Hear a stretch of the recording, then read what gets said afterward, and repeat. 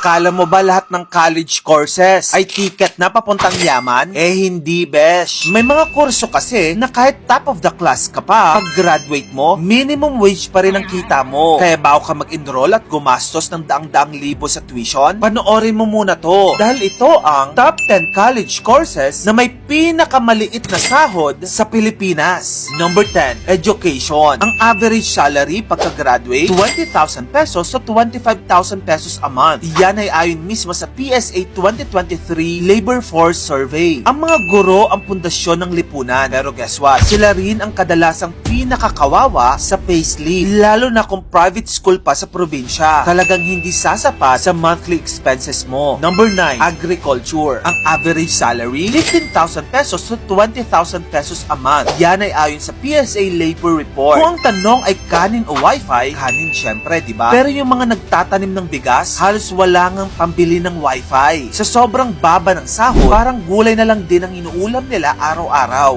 Number 8, fine arts. Ang average salary pagkatapos graduate, 14,000 to 18,000 pesos a month. Yan ay ayon sa Pay Scale PH. Yes, creativity is priceless. Pero real talk, bills are not. Sa freelancing at gallery shows, naku baka maghintay ka muna ng ilang taon para makapag-ipon ng pambili mo ng Apple Pencil. Number 7, hospitality management. Ang average salary pagka-graduate, 13,000 to 17,000 pesos a month. Yan ay ayon mismo sa data ng PSA. Aba, ang galing mo mag-set up ng 5-star buffet. Pero ang sahod mo, pangkarinderya lang. At kung di ka pa sa Manila nagtatrabaho, nako good luck na lang sa tips na makakuha mo sa mga customers. Number 6, tourism. Average salary, 12,000 pesos to 16,000 pesos a month. Yan ay ayon sa Pay Scale PH. Gusto mong mag-travel around the world? Well, baka sa Google Maps ka muna mag-practice. Ang sweldo kasi sa simula, ang pamasahe lang pabalik ng bahay galing sa trabaho. Number 5, social work. Ang average salary, 11,000 to 15,000 pesos a month. Yan ay ayon mismo sa PSA at NGO Salary Index. Itong kurso na to ay may kinalaman sa pagtulong sa mga tao. Yes, helping people. Pero yung helping your wallet, no. Kung may bayad lang ang compassion, baka milyonaryo na ang mga social workers natin. Number 4, performing arts. Average salary pagka-graduate, 10,000 to 14,000 pesos a month. Yan ay ayon sa PSA data. Kung ang habol mo after mong graduate ay standing ovation sa teatro, kumuha ka ng kurso na performing arts. Pero kung sahod ng pag-uusapan, ako baka magdalawang isip ka. Number 3, communication or journalism. Average salary, 9,000 pesos to 13,000 pesos a month. Yan ay ayon sa Pay Scale PH. Kayang magsulat ng headline, pero struggle sa budget ng grocery. Yan ang dinaranas ng mga communication or journalism graduate. Kaya ang kadalasang bagsak nila, call center. Number 2, flight attendant. Training level. Ang starting salary,